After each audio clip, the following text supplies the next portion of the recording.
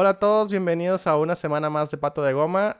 Mi nombre es Jesús Armando Anaya y como cada semana me encuentro con mi amigo Alfredo Pinto. Alfredo, Hola, ¿qué tal, Armando? Aquí andamos en el nuevo tema que pues va a estar interesante el día de hoy con nuestro invitado. ok, tenemos un invitado de nuevo el día de hoy, o sea, de nuevo de que otra vez otro invitado. Es el tercer podcast con invitado. En esta ocasión invitamos al señor Octavio Álvarez, que está con nosotros desde la ciudad de Guadalajara, en México. Señor Álvarez. ¡Yay! Hola a todos. Es un placer saludar a toda la gente sobre todo de Tijuana, porque yo sé que ustedes están en Tijuana. Yo estaba en Tijuana antes y bueno, pocas veces me toca tener el gustazo de saludarlos, pero bueno, a todos los que nos escuchan, muy buenas tardes o días, según. No importa, este podcast es atemporal, no tiene hora. No. Puedes decir buenos días y O está dejar, bien. ¿qué tal? Buenas. Buenas. Bueno, entonces, Alfredo, ¿de qué vamos a hablar el día de hoy? Bueno, ahorita va a estar interesante el tema porque vamos a hablar sobre bases de datos. Ya ven que se viene mucho sobre el tema de no SQL, SQL, como incluso hasta los motores de SQL traen ya soporte para JSON, como lo es Postgres SQL y Microsoft SQL. Mm, Entonces vamos a discutir un poquito sobre qué son, en qué consisten, ventajas, desventajas, qué hay que conocer de los motores y todo lo relacionado. Ok, el podcast de hoy va a ser de bases de datos. Hoy vamos a hablar de diferentes temas relacionados a bases de datos. Nos vamos a pues meter un poco con esto porque es importante. No muchos programadores realmente se meten a fondo a las bases de datos más que para hacer queries y guardar registros en ellas. Y la verdad es que hay muchísimo que se puede hacer ahí. Y no estoy hablando de volverte un DBI o volverte una persona que se dedique a manejar la base de datos. Me refiero a entender cómo funciona una base de datos nos puede ayudar en nuestros proyectos de backend o en cualquier tipo de aplicación donde lo estemos usando para evitar los cuellos de botella, porque regularmente un cuello de botella en una aplicación suele ser la base de datos o un query muy pesado, excesivo que estés haciendo. Y bueno, para eso pues Octavio Álvarez es una de las personas que conozco que mejor saben dominar los temas de bases de datos y a quien he recurrido en múltiples ocasiones cuando tengo dudas con este tema. Señor Álvarez, ¿qué nos vas a contar esta noche? ¡Ay, Dios! Pusiste la vara muy alta. Este, No te ah, preocupes. Puedes decir lo que em, sea, ¿eh? Nos creen todo. Perfecto, eso es, por eso estamos aquí, nada, ¿no es cierto? Este, la, Antes de comenzar como tal el episodio, estábamos platicando sobre ah, sobre algunas diferencias entre SQL y no SQL, y Ajá. evidentemente el primer tema que surgió fue por qué un gestor de base de datos es el experto en manejar datos. Sí. ¿Por qué si nosotros utilizamos una base de datos que no tenga esa lógica interna, muy probablemente vayamos a sufrir en rendimiento y otras cosas, ¿no? Ah, Aquellas bases de datos que tienen algoritmos para mezclar datos, para convertir esos datos aislados en información, por lo general nos van a ayudar más Ujú. y nos van a simplificar la vida que un sistema de base de datos que no lo tenga, independientemente de si es de SQL o no SQL. Por lo general los sistemas maduros de SQL pues ya traen todo eso, ¿no? Sí. Pero no todos son así. O sea, si hablamos de SQLite, estamos hablando de que el propósito es ser un sistema basado en SQL, pero embedded. Entonces tiene sus limitaciones porque tiene otro propósito. Sí. Creo que valdrá la pena aclarar aquí que como todo, siempre hay que escoger la herramienta más adecuada para el trabajo que vamos a hacer. Así Sí, que estoy de acuerdo. en un dispositivo móvil no vamos a instalar un SQL Server o un Postgres, No. pero sí en SQLite.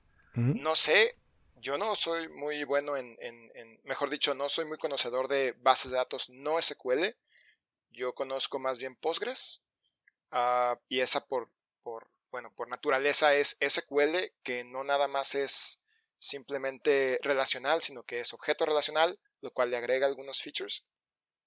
Y la eterna guerra es la de siempre, ¿no? Unos dicen, no me da flexibilidad, no escala, y yo pensando, sí, pero con NoSQL eh, qué tipo de garantías tienes para la integridad de tus datos, ¿no? Entonces, de entrada, me gustaría saber qué terrenos estoy pisando. ¿Quién de ustedes maneja SQL y no SQL? Digo, para saber quién es quién. Alfredo. Fíjate que a mí me ha tocado ambos. Empecé en bases de datos desde el 99 con SQL 5.0 y poquito antes con DBase y poquito antes con... ¿qué había antes de DBase? Archivos de texto, no sé. De hecho sí, y es de broma, pero sí eran archivos de texto que tenían una estructura muy específica No eran para poder archivos de texto separados en coma. No, tenían como que un tipo layout para tener acceso aleatorio, pero pues estamos hablando de allá cosas muy antiguas, ¿ok? Mi primer, de hecho, contacto con bases de datos fue con Access y fue con lo que empecé a ver SQL. Después seguía Fox Pro, no sé si lo llegaron a escuchar, Sí, yo sí. que agregaba cosas. Entonces, les juro que yo era un acérrimo defensor de relacional, así. Todo lo relacional era, vamos, no concebía el mundo de otra manera. Pero ya, como todo, tienes que conocer la contraparte para poder emitir un juicio objetivo. Tienes que meterte y tienes que ahondar, no nomás porque es que muchos tienen el error de que como son expertos en un lado, en automático descalifican el otro. Sí. Entonces, no, o sea, tienes que meterte y empecé con bases de datos como NoCoachDB, MongoDB, y así fui adentrándome. Recientemente empiezo a trabajar con Postgres SQL, que trae soporte para NoSQL, digamos, ahorita profundizamos esa parte. Ajá. Y te cambia totalmente el paradigma. O sea, uno de los problemas que tiene relacional es que guarda los datos de forma tabular como el Excel. Pero tú necesitas, cuando creas una base de datos, modelar la realidad a tu esquema. Y para poder hacer eso, el relacional se apoya de, no sé, de entidad-relación. Entonces, una entidad te queda como en 5, 6, 7 tablas diferentes para poderla modelar adecuadamente. Cuando en una base de datos no SQL de documentos, porque no es el único tipo que hay, te queda en una sola tabla, ya que puedes meter objetos JSON que perfectamente modelan todo un objeto sin necesidad de recurrir a muchas colecciones. No es la única, es la que más se usa obviamente en sustitución de relacional, pero también hay bases de datos que les llaman las Big Tables, las que son, es una sola tabla y le metes la estructura que tú quieres. Es otra forma y otra manera.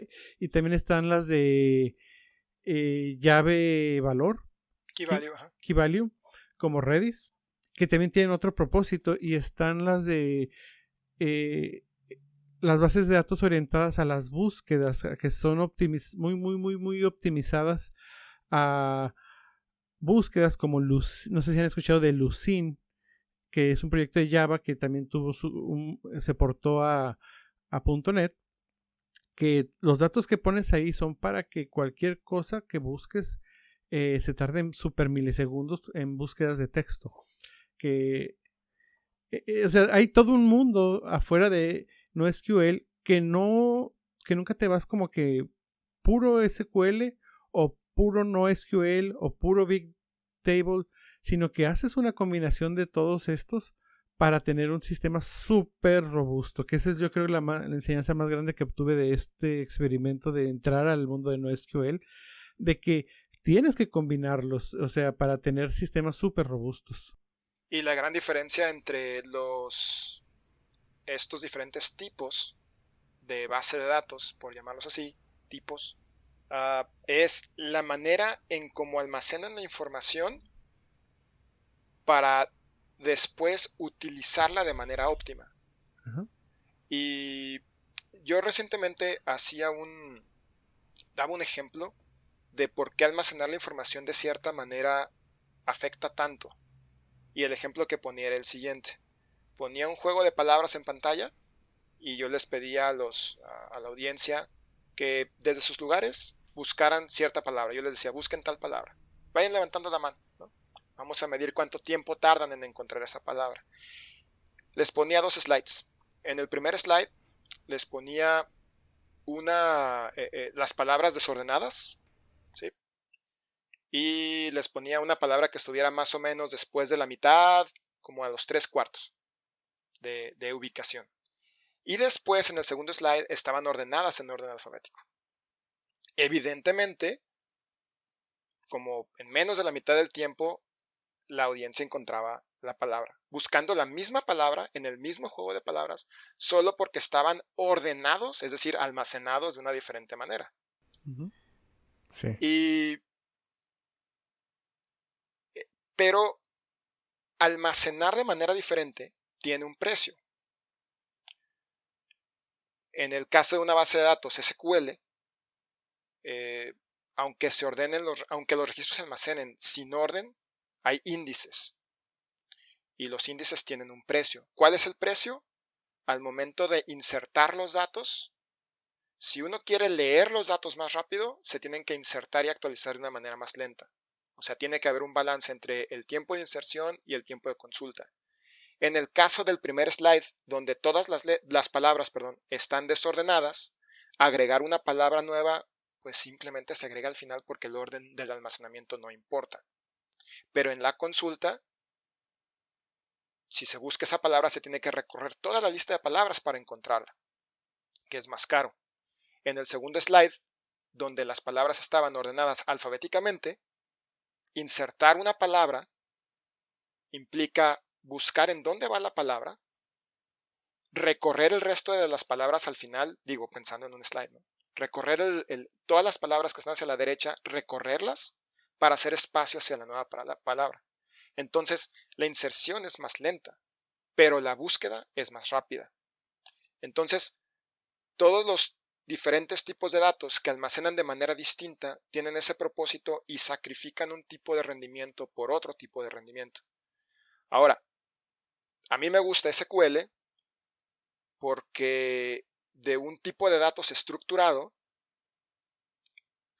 puedo yo generar índices de manera que sin modificar la estructura de escritura, aún teniendo datos desordenados, yo puedo generar índices para poder encontrar esos datos aún estando desordenados. Obviamente el precio viene en los índices, en el tamaño del índice en disco, en la actualización del índice al momento de una inserción o de un borrado o de una actualización, pero me da una flexibilidad, digamos, de ambos mundos. ¿A costa de qué? A costa de espacio en disco. Ok, entonces es una estrategia común usar índices cuando estás programando y identificas un campo que dices, ok, este campo amerita ser indexado. Pero he notado que cuando eres programador nada más lo ves como desde un punto de vista lógico, ¿no? ¿Qué tanta prioridad es ese campo para mí? Ah, ok, lo voy a indexar. Pero creo que no muchos entienden que cada índice crece el tamaño de la base de datos. De hecho, me gustaría que las personas que nos están escuchando hagan un ejercicio mental y pónganse a pensar exactamente qué tan pesada es la base de datos con la que están trabajando en este momento. Si son conscientes de ello, más o menos un poco conscientes de ello, ¿no? Y si descubren que es muy pesada, ¿sabrían cómo optimizarla? O sea, realmente, ¿qué tanto nos solemos meter los programadores en este tema cuando estamos programando? Porque no sé si es algo que vamos a tocar muy a fondo en este episodio, pero algo de lo que he estado hablando con Octavio en estos días es que yo tengo años trabajando con bases de datos sin SQL, sin escribir una sola línea de código SQL, usando una librería de Python que se llama SQL Alchemy. Eh, que es básicamente pues un manager de la base de datos, una especie de ORM, pero es un poco más avanzado que eso. Y me permite hacer queries con Python. Y esto es interesante porque hace poco tuve un problema en el que Octavio me ayudó a encontrar un query que solucionaba mi problema, que era una consulta, un reporte, una consulta muy pesada. Y estaba intentando minimizar el tiempo. Y una vez que conseguimos el query perfecto, bueno, no perfecto, pero el query que nos iba a funcionar, yo lo convertí todo a SQL Alchemy, en código en Python. Y esa parte pues ya era más de mi experiencia, ¿no? Y luego ya al final le mostré a Octavio, oye, mira, este es el código SQL Alchemy que me quedó en Python. Y Python lo convierte a este query de SQL que era prácticamente el mismo que habíamos hecho entre él y yo. Y fue como, ok, para Octavio. Octavio no tiene mucha experiencia con esto, entonces para él fue como un, ok, entonces se puede usar algo que no es SQL. Y para mí es lo normal. Y creo que para muchos programadores que trabajen con frameworks como Ruby on Rails, como Django, con Python, como Laravel, no sé, con diferentes frameworks de programación, su nivel de experiencia usando la base de datos se limita a utilizarla a través de una herramienta como un ORM, pero realmente, ¿qué tanto comprenden lo que está ocurriendo detrás de esa herramienta? ¿Podrían ustedes describir los queries que se están ejecutando cada vez que mandan llamar uno de estos query sets que su ORM genera? O podrían optimizar algo así. Entonces, yo creo que a pesar de que muchos programadores trabajamos con base de datos, no todos comprendemos bien lo que está haciendo la base de datos. No comprendemos los detalles técnicos de lo que está haciendo la base de datos. Alfredo, ¿qué puedes aportar? Pues mira, como bien dijo Octavio, depende de la aplicación que estés usando, porque, por ejemplo, si haces una aplicación para una empresa pequeña, eh, el equivalente yo creo en .NET es Entity Framework, este, y pues sí, este tipo de ORMs te hacen mucho trabajo por ti, pero te lo hacen a un costo.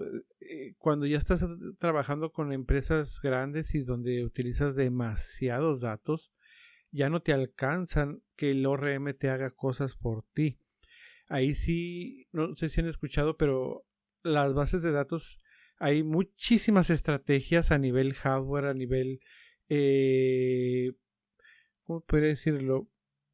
Son ciertas optimizaciones que ya están fuera de un ORM, que tienes que hacer la conexión directa. Por ejemplo, las más comunes son la optimización horizontal y vertical, en donde crece tanto tus datos que partes los datos y metes lógica en tu aplicación para que sepa que dependiendo del tipo de dato o lo más común por ejemplo es por fechas, que dependiendo de la fecha, del rango de fecha que estás pidiendo un dato, va a ir a una tabla, va a ir a otra o incluso va a ir a un server o va a ir a otro. Y como esas hay 3, 4 diferentes estrategias para poder manejar grandes cantidades de datos. Porque ahí sí necesitas conexiones directas y necesitas una capa de datos con la lógica necesaria para saber a dónde tiene que ir a los datos en caso de que los datos estén particionados. Hay, por ejemplo, esta estrategia que se llama de caché, en donde no sabes qué te van a pedir realmente, es muy aleatorio. Entonces tienes un servidor principal en donde si se consulta un dato se lo trae a una base de datos más pequeña y sobre de esa trabaja, y después con agentes estás actualizando todos los inserts y updates que le hacen a la tablita de caché, los está llevando a la tabla principal.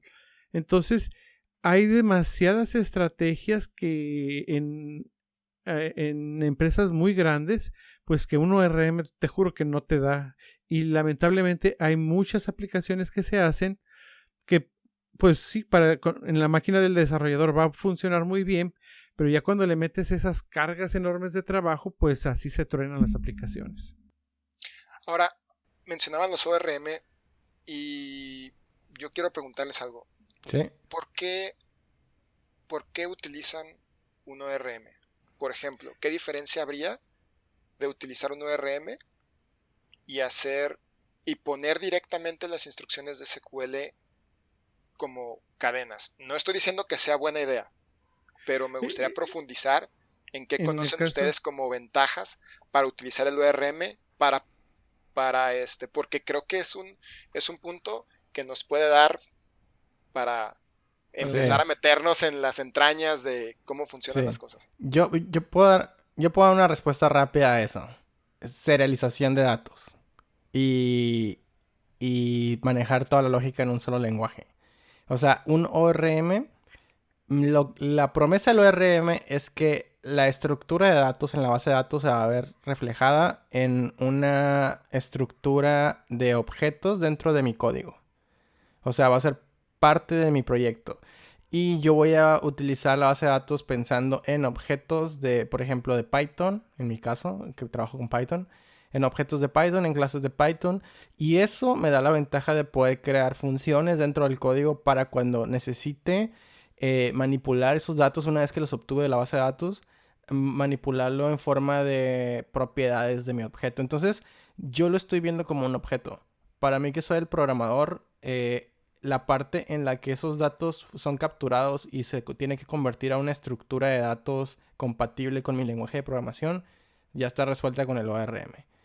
Y es básicamente la ventaja más grande porque de ahí en fuera realmente no estoy viendo el SQL que genera, menos que esté haciendo debugging o esté haciendo un análisis ya muy profundo de lo que está pasando. Pero eso normalmente lo haces cuando detectas que hay un cuello de botella y quieres identificarlo. La mayor parte del tiempo confías en que los queries a los que ya te acostumbraste, porque tienes un método para hacer un select. Entonces, en lugar de escribir una consulta de SQL todo el tiempo, escribir un select de tal propiedad, from, tal tabla, bla, bla, bla, yo utilizo una herramienta que ya me incluye el ORM, que por lo general es una propiedad en la clase, es como una propiedad estática que me da acceso a diferentes funciones, ¿no? Una función select, a funciones de filtro que van a funcionar como el where. Básicamente todas las funciones de SQL están en forma de funciones dentro de mi lenguaje de programación. Entonces yo armo un filtro y al final genero una cosa que se llama query set, y yo creo que ahí es donde está un poco el valor agregado de esto, porque de hecho una de las razones por las cuales convertí todo ese código SQL que íbamos a crear tú y yo a Python, usando esta librería de SQL Alchemy, es porque una vez que yo tengo la consulta hecha con Python, en ese caso, con el caso de esa librería, me genera un objeto llamado querySet, el cual no es una consulta que se esté ejecutando, es más bien todas las instrucciones para crear la consulta. Pero ese querySet, al ser un objeto que tiene todas las instrucciones, yo puedo de forma dinámica agregarlo, quitarle pues más filtros, más validaciones. Entonces yo puedo tomar ese querySet como padre y decirle, ok, ahora tráeme todo ese reporte, pero únicamente de los registros que cumplan con tal rango de fechas. O únicamente, entonces yo ahí ya empiezo a meter lógica dentro de las funciones de mi backend y se las agrego al query. Entonces el query es dinámico y simplemente como colgarle una función más. Me imagino que todo esto se puede hacer con SQL. El problema es que tendremos que separar muchísimo el SQL o las consultas y empezar a crear funciones dentro de la base de datos, vistas, cosas así. Y se sale mucho de la lógica de programación. Y la idea del ORM es no tener que escribir todas esas funciones en la base de datos. Escríbelas en el ORM porque al final el ORM lo que va a hacer es crearte el query que necesitas y ejecutarlo.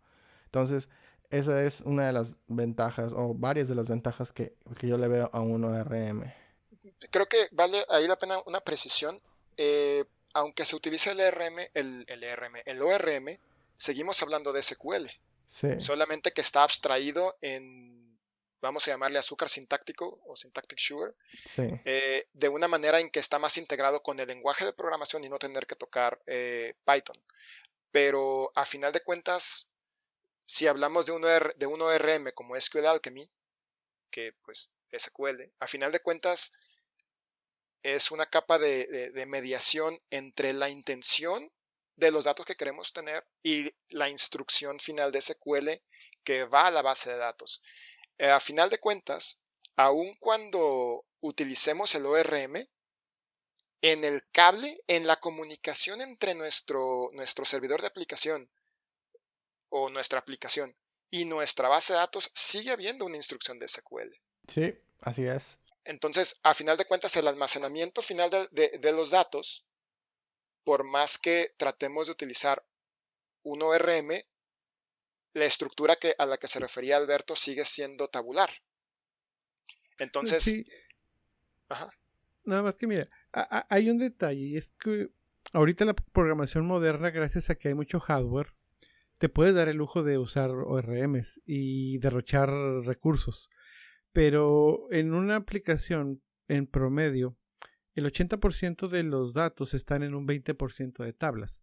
Entonces, un ORM te ahorra muchísimo trabajo y creo que para ese 80% de tablas funciona demasiado bien. O sea, yo no le metería otra cosa.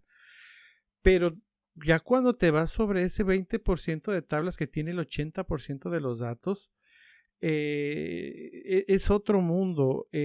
Anteriormente de que se hicieran muy populares los ORMs, la manera en que se hacía, al menos en Microsoft SQL, era que tu lógica de negocios quedaba más en el modelado de la base de datos, no en los datos, sino en el cómo la modelabas, de tal manera que la aplicación era como una ventana nada más a la base de datos. Tu lógica no necesitabas tú programar tanto. Ahorita toda la programación se vuelca sobre la aplicación.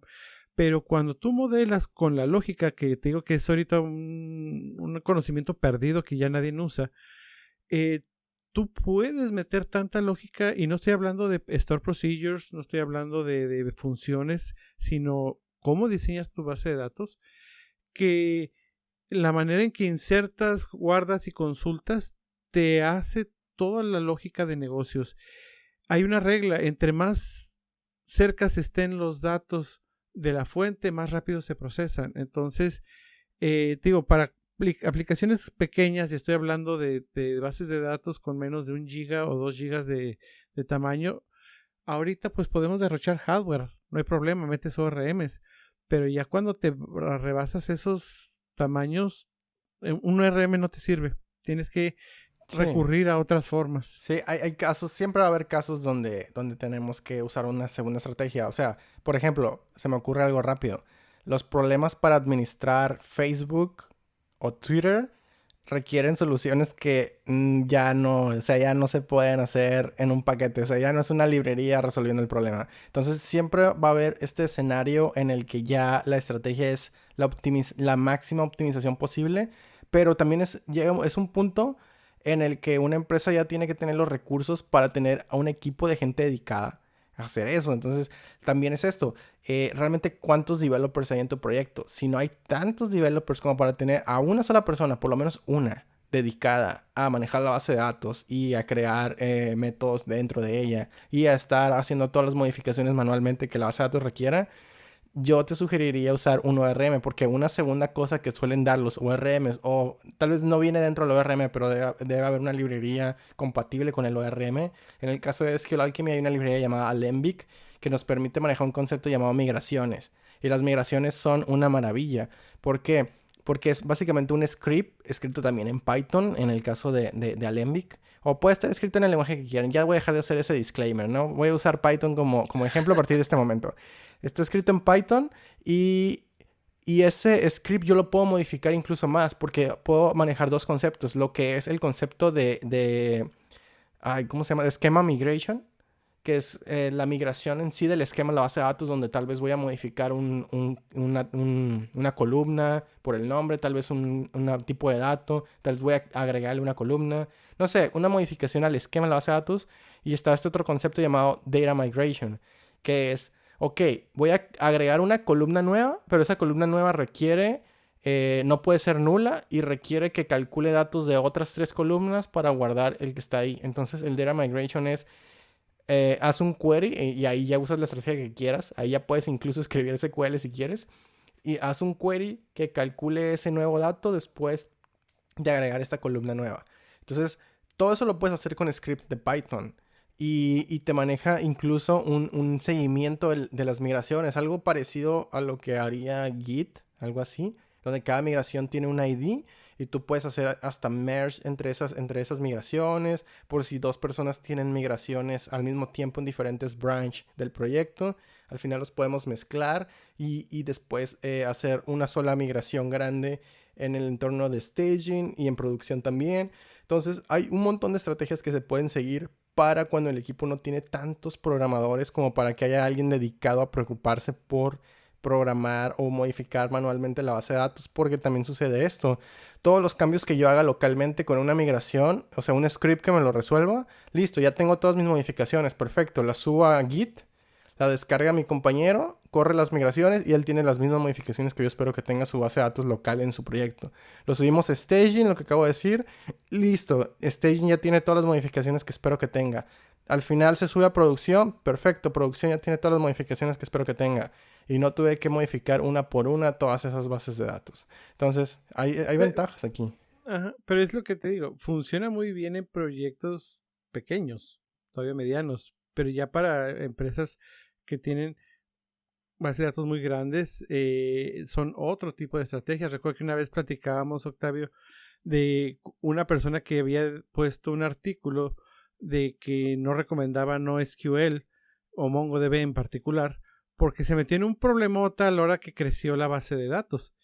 Y yo te decía eso, digo, bueno, es que aquí su problema es que lo dejó todo en un solo servidor y en una sola máquina y no metió estrategias que son muy comunes en las empresas enterprise, que son como hacer clusters, como hacer particiones, como, o sea, hacer un data warehouse, cosas como esas, en donde pues los datos tienes que empezarlos a diseccionar, tienes que empezar a usar gobierno de datos, tienes que usar business intelligence, o sea, son otro mundo pues cuando crece la base de datos porque para proyectos pequeños sí te puedes dar ese lujo. Usas el ORM, usas que la aplicación haga muchas cosas por ti. Sí. Pero conforme va creciendo, tienes la necesidad de ir más y más al metal cada vez. Yo voy a hacer una aportación aquí para defender el punto de Octavio de que es bueno, o es, no sé si mejor, pero es muy bueno saber trabajar con SQL directamente.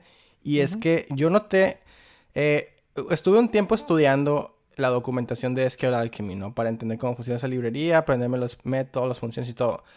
Pero me di cuenta conforme iba estudiando más y más que realmente podría aprenderme la librería de memoria. O sea, poder aprenderme todos sus métodos y funciones y estrategias y todo lo que te enseña que puedes combinar.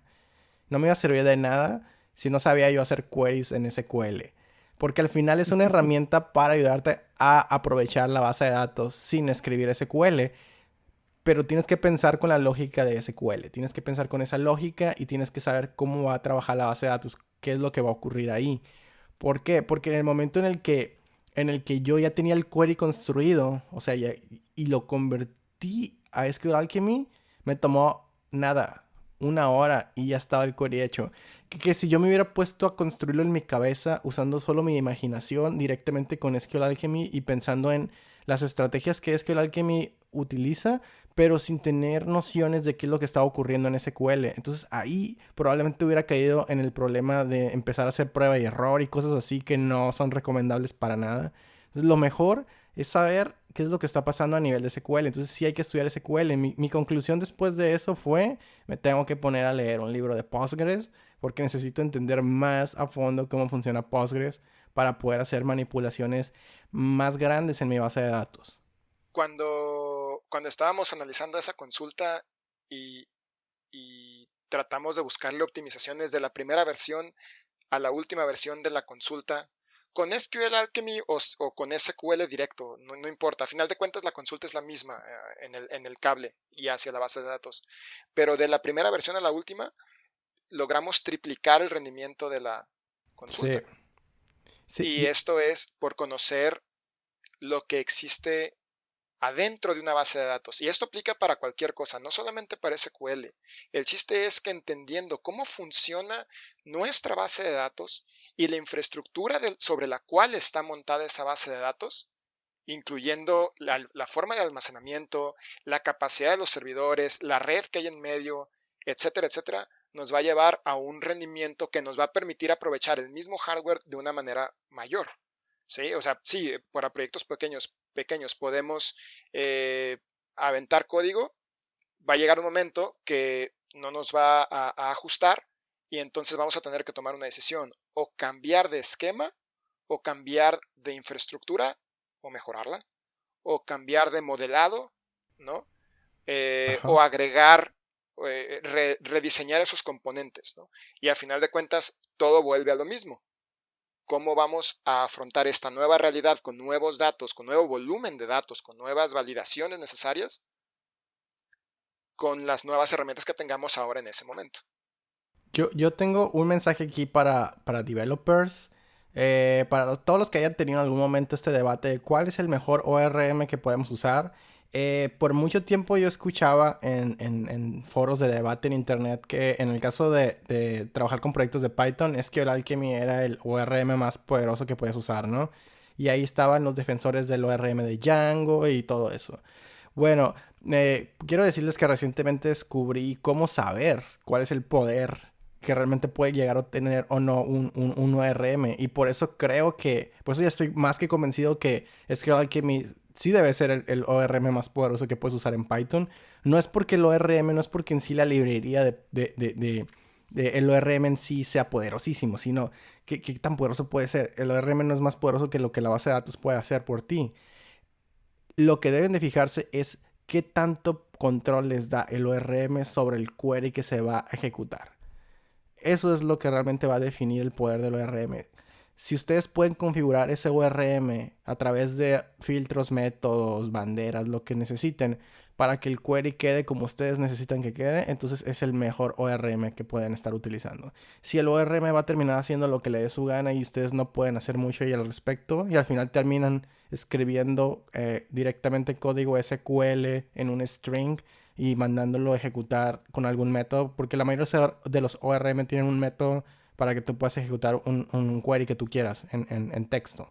Entonces, si terminan haciendo eso es porque el ORM realmente carece de las suficientes herramientas para poderlo aprovechar al máximo.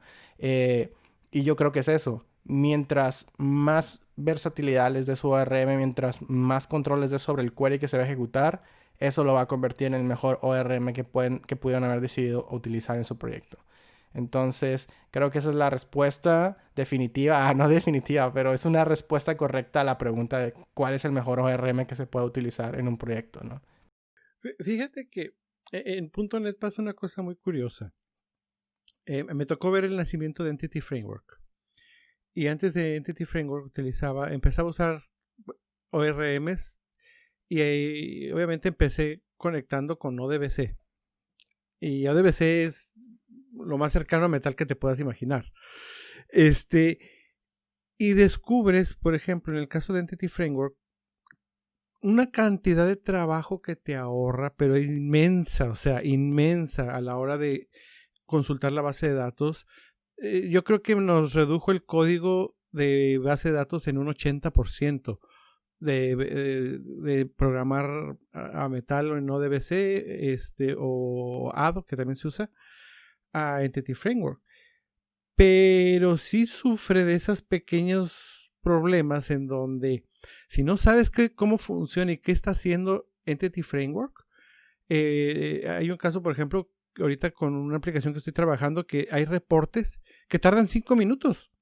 Cuando en 5 minutos, cuando yo hago lo mismito en SQL puro y tarda 2 segundos. ¿Sí me explico? ¿Por qué? Porque no sabes que está haciendo todo lo que... o sea, ¿sí te ahorra mucho código? Sí.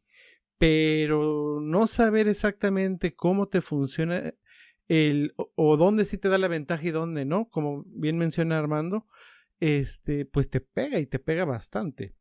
Yo quiero aquí empezar a tocar el tema de las bases de datos no SQL, porque ahorita estamos hablando del concepto de migraciones de esquema, ¿no? Algo que no tienes que hacer con no SQL, o al menos con la mayoría de ellas. Y es donde... Sí, claro que sí. Bueno, más o menos. Oye, más o menos. No, mira, déjate un detalle. Por ejemplo, mira, una vez estaba dando una conferencia sobre frontend. Ajá. Y cuando los muchachos se dieron cuenta que JavaScript pues no se compila, no nada, a lo mucho puedes ofuscar, me dijeron, ¿cómo le haces para que no te roben el código? Y le digo, yo me estaría preocupando más porque me robaran los datos. Sí. O sea, ¿sí me explico? O sea, Sí. yo no me preocuparía que se lo roben. Es más, yo publico en mi GitHub código y ejemplos y todo eso porque te preocupas por los datos. Y créeme que muchas veces no los cuidamos a nivel integridad, que es también todo otro un tema que hay que... Yo me enfoco mucho en eso cuando diseño y hago sistemas, que la integridad de los datos, porque no hay nada peor, y créanme que lo he visto en proyectos que me han dado a arreglar, como que el SQL no esté empatado con la aplicación en cuestiones de estructuras de datos. No tienen idea la pesadilla que es eso. ¿Estamos hablando de no SQL o también en SQL? No, de los dos. Ok, bueno. Que eso, que ahí quiero hacer un paréntesis. Ajá. Jesús mencionaba sobre las migraciones y el hecho de poder cazar en el mismo commit hasta dónde llega una migración y el estado de tu código es una ventaja que te da este tipo de plataformas de Sí. migraciones. Ajá. ¿Sí? Sí. O sea, yo me voy a otro commit y me regreso a donde la base de datos estaba. Sí, Bueno, también. no significa que me regrese, porque entonces, ¿cómo le hago para hacer rollback del futuro si no sé cuál es ese futuro, ¿no? Pero al mismo tiempo, yo sé cuál es el último estado que yo, eh, digamos, en el cual ese código debería estar, ¿no? De alguna manera yo sé de manera determinista cómo me regreso de un commit a otro. Ujú. Sí, pero aquí el problema es, ¿qué pasa cuando tienes una empresa que tienes 6 aplicaciones y las 6 consultan a la misma tabla? ¿Cómo maneja las migraciones? Ahí ya entran otras metodologías. Hay que tener en cuenta ese escenario. Porque hay una metodología muy definida para esa parte. Pero sí se debe tener en cuenta. Te funciona muy bien este tipo de migraciones cuando es una sola aplicación la que está accediendo a la base de datos. Pero en una enterprise es muy común que 6, 7, 8 aplicaciones consulten la misma base de datos y ahí sí no te funciona No, ese tipo de no, ahí no migraciones. te va a funcionar nada. O sea, yo recomiendo que no hagan eso. No, es que es necesario, o sea, y te digo, hay estrategias, hay metodologías para ¿Microservicios, hacer eso. anybody? Microservicios, yo Ahí sé. no, y no toquemos microservicios Vamos a hacer, porque les juro que vamos a hacer un podcast dedicado a microservicios. y vienes Sí, pero porque es sí, otra locura, o no nos sea, metamos en eso el día de hoy. Bueno, quiero terminar con NoSQL. La verdad, mi experiencia en NoSQL no pasa de los pet projects. Nunca he hecho un proyecto grande o algo que termine en producción con NoSQL. Lo he utilizado con ORMs y con ORMs pues no tiene mucho chiste. La verdad es que NoSQL, pues los ORMs la mayoría están pensados para hacer estructuras de datos tipo relacionales. Y la ventaja de NoSQL es que no son estructuras de datos relacionales. Entonces, tiene sus pros y sus contras. Hay escenarios en donde no necesitas tantas relaciones o no necesitas relaciones y puedes resolver todos tus problemas con estos esquemas de datos en donde los esquemas son de tipo árbol y no hay relaciones no hay relaciones complejas al menos. Tienes que analizar muy bien tu aplicación para saber qué es lo que necesitas, porque la verdad debe haber muy específicos escenarios en donde esto sea más una ventaja que una desventaja. La mayoría de las aplicaciones donde yo he trabajado necesitamos algo relacional.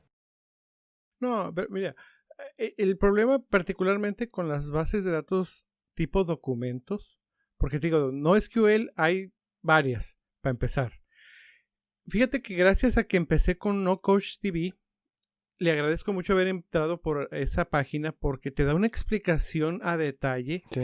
cuál es la cura de las bases de datos no documentos. Y mira, yo era un ortodoxo del SQL, ¿ok? Yo no me imaginaba el mundo sin SQL. Pero ver que tienes que cambiar totalmente la mentalidad en cuanto a cómo es el manejo de documentos, porque es totalmente diferente, Ujú. te abre un mundo de posibilidades tan grande, tan vasto para hacer una aplicación muy eficiente, muy buena. Pero tienes que primero adentrarte a esos conceptos, porque Vale. cada tabla tiene cada tipo de base de datos tiene un propósito. Y te juro que, la explicación que particularmente estaba en No Coach TV sobre lo que es la cura de la base de datos de documentos, fue muy reveladora y dejé ser tan ortodoxo del SQL.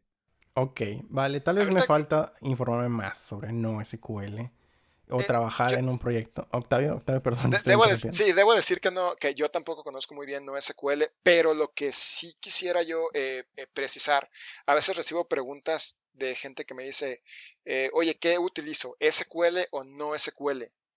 Eh, es como si me preguntan, oye, ¿cómo me voy a la tienda? ¿En carro o no en carro? ¿sí? O sea, Sí. no SQL es todo lo que no es SQL, pero ¿cuál es el propósito de esas bases de datos? Entonces, no es lo mismo decir, o sea, hablar de irse a pie, hablar de irse en taxi, hablar de irse en camión, hablar de irse en Uber, todos esos son no carro. Ujú. Entonces, cuando hablemos de SQL, sí debemos pensar para que sea más fácil el análisis de si estamos hablando de una base de datos de documentos, de una base de datos que almacena grafos, de Ya. una base de datos que almacena key value. ¿Sí me doy a entender? Y Sí. Sí, por totalmente. eso apoyaba el comentario de Alfredo. Entonces, ah, cada una de esas va a tener sus particularidades. Cada una de esas va a ser experta en manejar ese tipo de almacenamiento. Sí, sí. Por ejemplo, si a mí me dicen no SQL, yo pienso en datos, vamos a suponerlo, no voy a asumir que todas son datos no estructurados. Eh, un documento es un dato estructurado para un documento. Pero si a mí me dicen bases de datos no estructurados, yo les voy a decir, ok, ¿cómo indizas los datos? ¿Cómo mejoras tu rendimiento si no tienes una garantía de qué datos van a ser almacenados ahí? Entonces, cuando yo extraiga esos datos, si yo no tengo una forma de indizar o de, digamos, organizar esos datos por falta de estructura, y me estoy yendo a la parte literal de no estructura, por eso no creo yo mucho que sea así, entonces significa que la aplicación va a tener que hacer todo el procesamiento, cuando los expertos en el procesamiento son las bases de datos. No es lo No, mismo pero pedirle, dame todos los datos de esta base de datos, dame todos estos datos perdón, dame todos los datos de tabla 1, dame todos los datos de tabla 2 y yo los mezclo, a pedirle a la base de datos, oye, tú ya sabes qué tablas son, aquí estoy usando Sí. conceptos de SQL, ¿sí? Tú mézclalos, tú sabes qué algoritmo es, tú sabes dónde están almacenados, tú sabes cómo buscarlos, tú sabes cómo están indizados, tú sabes cuánto cuesta la lectura en disco porque llevas estadísticas sobre la lectura de los datos, ¿sí? A diferencia de traerme todo, de entrada le pegamos durísimo a la red y a las latencias, pero dejando de lado eso. Esa es la importancia de conocer a profundidad la estructura de cada base de datos que estamos utilizando, el tipo y vamos, lo que implica el tipo de base de datos que estamos usando. no, es que mira, aquí hay un problema. A veces cuando tenemos un conocimiento previo, hay este efecto psicológico, este sesgo que se le llama de ancla, en donde así como conocemos SQL, queremos empatarlo con el otro, porque precisamente no SQL, particularmente documentos, tiene sus propios mecanismos para hacer todo tan eficiente y que funcione tan bien, pero no puedes compararlos con SQL, ¿sí?